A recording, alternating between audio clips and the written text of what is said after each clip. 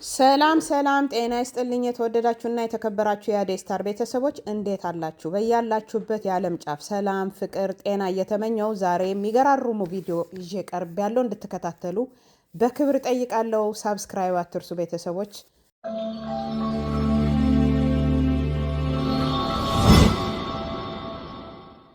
በዚህ ሰዓት የትናየትን አስመልክቶ የደረሰኝን እጅግ አስደሳች መረጃ ልንገራችሁ። በቢሊዮን ለሚቆጠር የዓለማችን ሕዝብ በነፃ በፈጣሪያችን የተለገሰውን የአየር ትንፋሽ ያለፉትን ዓመታት በክፉኛ ተነጥቃ ስትኖር የነበረችው እህታችን ታሪክ ዛሬ የብዙዎችን ልብ ነክቷል። የትንፋሽ እጥረት ችግር ስላጋጠማት ብቻ በየቀኑ ከ3 ኪሎ ግራም በላይ የሚመዝን የሰው ሰራሽ የአየር ሲሊንደር የተሞላበት ከባድ ብረት በጀርባዋ ተሸክማ ስትንቀሳቀስ የነበረችው እህታችን ቀለል ያለ እና እንዲሁም ደግሞ በጀርባ የሚታዘል ማሽን እንደተገዛላት ሰምቻለሁ። በታዋቂው ቲክቶከር የአዶናይ የወገን እርዳታ ጥሪ የብዙዎችን ቀና ልብ ያላቸው ኢትዮጵያውያን ስሜት ተቀስቅሷል። ይህ ጥሪ የፍቅር ቃል ሆኖ የችግር ጨለማን ሰንጥቆ አልፏል። በቦራ አሚውዝመንት ፓርክ ባለቤት አቶ ጆኒ አማካኝነት ይህ የረድኤት መልእክት ከመድረሱም በላይ ተግባራዊ እርምጃ ተወስዷል። ነዋሪነታቸው በምድር አሜሪካ ያደረጉት ለወገን ደራሽነታቸው ከብዙ ዓመታት ጀምሮ የሚታወቁት ዶክተር አሰፋ ጀጀዋና እንዲሁም ደግሞ ክቡር ባለቤታቸው ዶክተር ብሌን በሚመሩት የሎዛ በጎ አድራጎት ድርጅታቸው በኩል ስማርት ኦክሲጅን ኮንሰንትሬተር እና እንዲሁም ደግሞ አንድ የቦርሳ ተንቀሳቃሽ ማሽን ከግማሽ ሚሊዮን ብር በላይ መገዛቱ ተገልጿል። ይህ የህይወት አድን መሳሪያ በሚቀጥሉት ቀናት ወደ ሀገር ቤት እንደሚደርስም ተገልጿል። የማሽኑ ርክክብ ከቀናት በኋላ በቦራ አሚውዝመንት ፓርክ ስለሚካሄድ ሁላችሁም ተጋብዛችኋል። እዚህ ዓለም ላይ ራሱ ማጥፋት ከሚፈልግ ሰው በላይ ጀግና የለም። ራሳችሁ ለማጥፋት መንገድ እየፈለጋችሁ ከሆነ ከእናንተ በላይ ቆራጥና ጀግና የለም። ትልቁና ከባዱ ነገር መጋፈጥ ጀምራችኋል ማለት ነው። አንድ ቀን አስታውሳለሁ ራሴን ማጥፋት ፈልጌ መንገዶች ሳፈላልግ የትኛው ይሻለኛል? ኦኬ አሁን ብቻዬን ሩሜ ውስጥ መፈለግ ጀመርኩኝ። የትኛው ይሻለኛል? የትኛውን የቀለለው ራሴን ለማጥፋት? አያችሁ፣ የዛን ጊዜ ነው እግዚአብሔር የተገለጠልኝ። አዶናይ ያለኝ አንተ ማጥፋት የፈለከው ህይወትህን ሳይሆን የድሮ ማንነትህ ነው። የድሮ ማንነትህ ነው አንተን ያሰቃየ ያ ሰው አስደሳችነትህ ነው። ኖ ማለት እየፈለክ እሺ ማለትህ ነው። ሰው ሲተርብና ሲስቅብህ እነሱ እንዳይደብራቸው ብለህ ከነሱ ጋር መሳቀህ ነው። እነሱን ለማስደሰት ምንድን ያተረፍከው? ዓለምን አስደሰተ ራስን አስከፋ። ይህ መልእክት ነው ያገኘሁት። አያችሁ፣ ብዙዎቻችሁ ስቃያችሁ እዚህ ውስጥ ነው ያለው። ጠላታችሁ የድሮ ማንነታችሁ ነው። ጠላታችሁ የድሮ ታሪካችሁ ነው። አዲስ ህይወት መጀመር ትፈልጋላችሁ። አዲስ ሰው፣ አዲስ ማንነት መገንባት ትፈልጋላችሁ። መራመድ ትፈልጋላችሁ። ግን ታስራችሁ ነው ያላችሁት። ለዓመታት እንደዚህ ብላችኋል። መንቀሳቀስ እምቢ ብላችኋል። ምን ያህል እንደሚጨንቅ ደግሞ አውቀዋለሁ። ለብዙ ዓመት ለመቀየር ሞክሬ ግን ደግሞ ህይወቴ ሳይቀየር በጣም መጥፎ ነገሮች እያጋጠሙኝ የኖርኩኝ ሰው ነኝ። በማይረባ በማይሆን ነገር እየተጨናነኩኝ እየተረበሽኩኝ እየፈራውኝ የኖርኩኝ ሰው ነኝ። ምን አገባኝ? ለመሞት ውሳኔ ላይ ከደረስኩ ህይወቴ ለመቀየርም ውሳኔ ላይ መድረስ እችላለሁ ማለት ነው። ራሴን ለማጥፋት ለሰከንዶች ካሰብኩኝ ይህ ማለት የፈለኩትን ነገር አድርጌ ህይወቴን መቀየር እችላለሁ ማለት ነው። መፍራት የለብኝም ካሁን በኋላ ማለት ነው። ሞት የተጋፈጠ ሰው ጠንካራ ነው። ሞት የተጋፈጠ ሰው ጀግና ነው። ልንገራችሁ፣ ራስን ለማጥፋት የሚፈልጉ ሰዎች ሞት ፈጣው ያዩት ሰዎች ናቸው። ልንገራችሁ፣ እነዚህ ሰዎች ደግሞ ህይወታቸው በቅጽበት መቀየር ይችላሉ። አያችሁ፣ ህይወታችሁ ማስተካከል ትችላላችሁ እናንተ። ነገር ግን የነገራችሁት ነገር አለ፣ ለራሳችሁ የተነገራችሁ ታሪክ አለ። አንተ አያልፍልህም፣ አንተ ደሃ ነህ፣ አንተ ቆንጆ አይደለህም፣ ከሰው በታች ነህ፣ አላማረብህም፣ ምን ታሪክ ሁሉ ተነግራችኋል። የማያስፈልጋችሁ የማይጠቅማችሁ እምነት ተሸክማችሁ የምትዞሩ ሰዎች ናችሁ። እኔ ራሴ የማይጠቅመኝ እምነት ተሸክሜ ኖርኩኝ ሰው ነኝ። ተሸናፊ መሆኔን ራሴን እየነገርኩ ያደግኩ ሰው ነኝ። ይነው ልንገራችሁ፣ ሲሪየስሊ ለፍቅር ጠይቄ እምቢ ተብዬ ተስቆብኝ ያደግኩኝ ሰው ነኝ።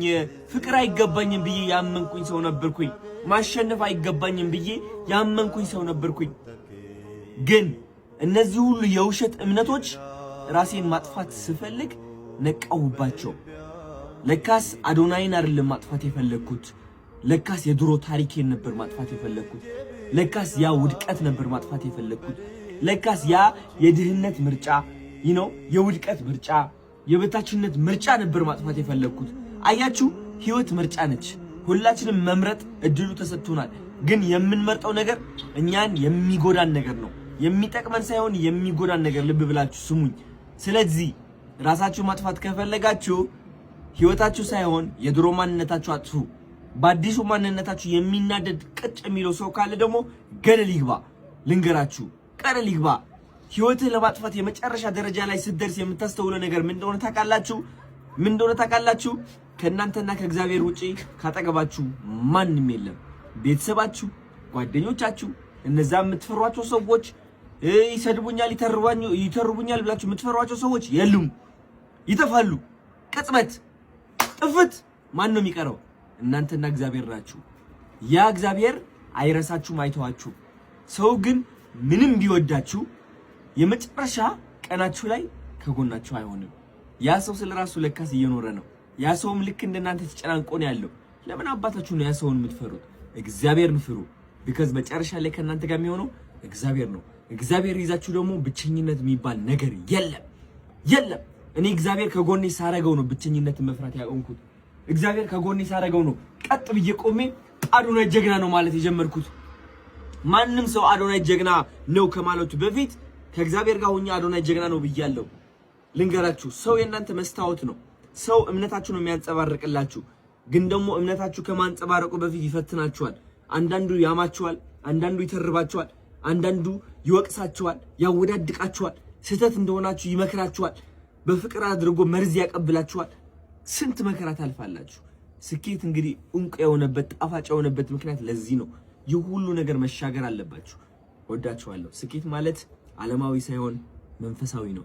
መንፈሳችሁ ላይ ካሸነፋችሁ ይህ ዓለም ማሸነፍ ቀላል ነው። የታባችሁ ወዳችኋለሁ። አራት ባሌን በፍጹም ለማንም አለማ ማን ከሱ በልጦ ብታኮርፊው ለራሱ ነው የምነግረው። ባልነግረውም ከራሴ ጋር አወራለሁ እንጂ በፍጹም ቢያስቀይመኝም ለራሱ ነው። አናደደሽ? በጣም አስለቀሰሽ? ለብቻዬ ምሽማ አላለቀሽም? ሌላ አልችልም። በ13 ዓመት ትዳር ታለቅሳለትና እኔ ብዙ ነገር አስለቅሻው አናድጄው አውቃለሁ። እሱም እንደዛው። ግን እኛ በእኛ መካከል ጀጅ መደራረግ ስለሌለ አሉ እኮ ቤተሰቦቼ እኮ ያዩታል። ይሄን አንድ ቀን እንደዚህ አርጉ ብዬ ተናግሬ አምቼው አላውቅም። አንድ ቀን ከሱ ቆይ ሲጀምር ከሱ ማንበል ጦሩ ነው። እሱንም ሄጄ ለኔ እኮ ከሱ የሚበልጥ የለም ከእግዚአብሔር በታች። ሁሉም ቀጥሎ ስለሆነ ለቀጥሎ ሄጄ አላማው በፍጹም ለራሱ ቁጭ አድርጌ ይነግረዋል። መስማት ባይፈልግም ደጋግሜ ይነግረዋለሁ። ከዛ ሲፈቀው አንድ ቀን መስማቱ አይቀርም ብዬ እኖራለሁ። በቃ ላይ አለቀ። እሱም እንደዚሁ ነው። ሄዶ አማኝም ለማንም ሳማኝ። ይሄን ማቹሪቲ መች ነው ያገኘሽው? ከገባሽበት በኋላ ነው ወይስ ድሮም የነበረ ነው? ወይ ህይወት ያስተማረሽ? እኔ ድሮ ህይወት አስተማረኝ ማለት አልችልም፣ ግን ክሪቲካሊ ማሰብ የሚባል ነገር አለ አይደለ? የሆነ ነገር ውስጥ ስትሆን ምክንያታዊ ሆኖ ማሰብ ነው። የሆነ ነገር ውስጥ ስትሆን ህይወት ውስጥ ስትሆን ነው። ለምሳሌ ሜሬጅ ውስጥ ከገባው በኋላ ነው ያን ጓደኛ እያለንም ስለሱ መጥፎ ነገር ሊያወሩ የሚፈልጉ ሰዎችን ቀስ ብዬ ሹልክ ሸርተት ብዬ እጠፋለሁ። እነሱም አላስቀይምም፣ አልፈልግም ስለሱም እንዲወራ እና እንደውም ያዘንኩባቸው ራሱ በቅርብ ይቅርታ ያደረኩላቸው ሰዎች አሉ። ላይ ታራ ነገር እኮ ነው፣ ያስቀኛል ማለት ልቤ ምን ያህል ክብር እንዳለው ለሱ ታይኒ ነገር እኮ ነው ያወሩት። እንዴት እንደዚህ ያደርጋል? ሊሆን ይችላል በጓደኝነት መካከል ይችላል፣ ግን እኔ ፊት ደፍረው እንዴት እንደዚህ ላሉ ስለሱ ብዬ እዛ አካባቢ የለውም። እነዛ ሰዎች ጋር የለውም። ትዳር ውስጥም ከገባው በኋላ ቁጭ ብዬ ሲያናድደኝ አሁን ሄጄ ለእህቴ ጣርቼ ብነግራት ምን ልትለኝ? ትክክል አይደለም እሱ ልትለኝ። ከዛ እሱን ያይምሮስ ምን ያመጣል? ጥላቻ ይፈጥራል፣ ባውንደሪ ይፈጥራል። ስለዚህ አንቺ ይቅርታ ታረጋለሽ፣ እነዛ ሰዎች ደግሞ አያረጉም እኮ ችግሩ። አንተ እኮ ትንሽ ቆይተ ጠዋት ተጣልተ ማታ ሃኒ ላይፍ ሃኒ ሆኗል። እነዛ ሰዎች ደግሞ ስንት ነገር ውስጥ ገብተዋል። በጣም ብዙ ነገር ነው የሚሆነው የሚፈጠረው። ከዛ ደግሞ ደጋግመ ደግሞ እየሄድክ የምትነግራቸው ከሆነ ለምንድን ነው አንተ ከሷ ጋር የምትኖረው ሁሉ ይሉሃል። ሲምፕሊ እኮ እናንተን ያጣላችሁ መልካም ሴት ባልዋን አታማም። ትክክል ነገር እኮ አንተን እኮ ከወጣ በኋላ እኮ የሚያስቀለኝ ይችላል። አንፈልግም አዶናይ we don't need you. We have not hate, we have no problem. ያ አንተ ከችጋራም ሀገር መጣ ከችጋራም ክልል መጣ ምን ታረጋለህ? ራባዬ ቻይንኛውን አስኬድሽው። ይሄ ዘመን ነፍስና ስጋ በጣም እየተጣሉ ያሉበት ወቅት ነው በነገራችን ላይ። እና ነፍስ ማለት ህሊና አይምሮ ማለት ነው።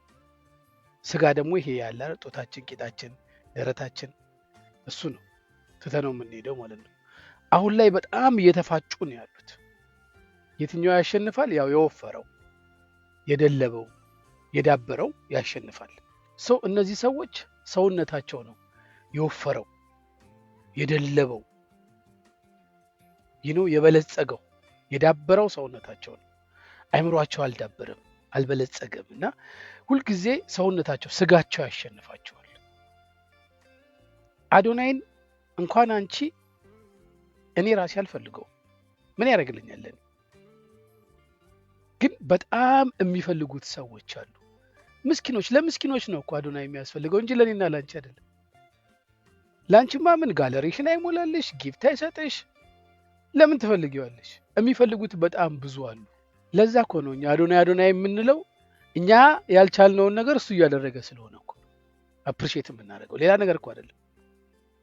እኛ ከሀገር ርቀትም ከታለንት ጉድለትም ከተቀባይነት እጥረትም ብቻ ከምንም ያልቻልነውን ነገር አዶናይ እያደረገ ነው ያለው። እኔና አንቺ አንፈልገውም። የሚፈልጉት በጣም ብዙ ሰዎች አሉ። አፍ አውጥቶ አይኑን ፍጥጥ አድርጎ ወጥቶ የሚለምን ሰው ኢትዮጵያ ውስጥ ጾሙን አያድርም። ኦብቪየስሊ ግን አዶናይ የሚያያቸው ለመለመን ሺህ የሚያዛቸው የሚበሉት የሚጠጡት ያጡ ልጆቻቸውን ማሳደግ ያቃታቸው ታለንት ውስጧቸው ኖሮ ያንን ለማውጣት ሰው ያጡ ሰዎችን ነው እየረዳ ያለው እንጂማ እዚህ ሚዲያ ላይ መጥቶ ታፕታፕ የሚል እና ከአበባ እስከ አንበሳ የሚያገኝ ሰው ለምን ይፈልገዋል? አዶናይ አያስፈልግም። እና ከዘርጋ ምናምን ለማገናኘት የምትሞክሩት ደግሞ አዶናይ የኦሮሞ አባገዳ ሽምግልና የሄደለት ልጅ ነው። እሺ ቴንኪዩ። ደሃ ሰው ማግባት ምንም አይደለም። ትክክል። ድህነት ምንም አይደለም። ደሃ ሰው ማግባት ምንም አይደለም። ራዕይ የሌለው ሰው ግን እኔ ፈጽሞ አጠገቤ እንዲደርስ አልፈልግም። እና ለምን ትዳር አታደርጊም ብለው የሚሉሽ ሰዎች አሉ። ልክ ተሸምጥጦ እኮ አይደለም የሚሰጠው። አንቺ ስለተሳካልሽ ለምን ራሄል እንደዚህ አታደርጊም ልትይኝ አይገባም እንዴ። ሳልፈልግ ቀርቼ አይደለም። ነገር ግን አንቺ ሰርተሽ ተለውጠሽ የሆነ ቦታ ላይ እየደረሽ እየለፋሽ ህይወትሽን ለመለወጥ የቤተሰቦችሽን በምትታገይ ሰዓት ምንም አላማ የሌለው ሰው ቢመጣ ትገቢያለሽ እንዴ? የሆነ 4 በ4 ቤት ውስጥ እየበላ ግማሽ እንጀራ በልቶ በቃ ራእዩ የሆነ ሰው እኮ አለ አይደል እንዴ? ዝም ብሎ መተኛት መነሳት ምንድነው የዚህ ትርጉሙ ማለት ነው? እከሌ ዓመተ ምህረት በዚህ ተወለዱ፣ እዚህ ትምህርት ቤት ተማሩ፣ ከዛ አገቡ፣ 3 ልጆች ወለዱ፣ ከዚህ ዓለም ድካም ሄዱ። አረ እንዲህ አይነት ህይወት እንዲጻፍልኝ አልፈልግም። ያው ትርጉም ያለው ህይወት መኖር እፈልጋለሁ። ይገባሽ? እና ብዙ ሰዎች ይሄንን ነው የሚልሽ። አይሷማ ምን አለባት ጥጋበኛ ነች፣ በቃ ራሷን እንችላለች። አረ እኔስ በኖረኝ የሚ እውነት ነው። በጣም ትልቅ ቦታ መድረስ ይችላል። ቀን ሲብሰለሰል የነበረውን ወይ ስራሽ ላይ የነበረውን ሁኔታ ቤት ገብተሽ የምታካፊው፣ ከዛ ደግሞ አብራችሁ አውርታችሁ የሆነ ነገር ላይ መፍትሄ የምትሰጪው ሰው፣ አጋዥሽ፣ ጓደኛሽ፣ አማካሪሽ፣ ሰፖርተርሽ ማን ይጠላል? እውነት ለመናገር ነው። እንደዚህ አይነት ነገሮች ላይ ሲፈረዱ ደስ አይለኝም። ማንም ፈልጎ ሲንግል ማም አይሆንም ብዬ አስባለሁ። ለምንድነው ልጅሽን ለብቻሽ ታሳድጊያለሽ? በብዛት ደግሞ የሚወቅሱት ባለትዳር የሆኑ ሰዎች ናቸው። ለምን እህቴ ለምንድን ነው እንዲህ ያልሆነልሽ? ነይ እስቲ እኔ የማልፈው ነገር አለ፣ እኔም ቤት እኮ ችግር አለ፣ እንዲህ እያስታመምኩት ነው። መመካከሩ አይሻልም? ከመውቀሱ ምን ይመጣል?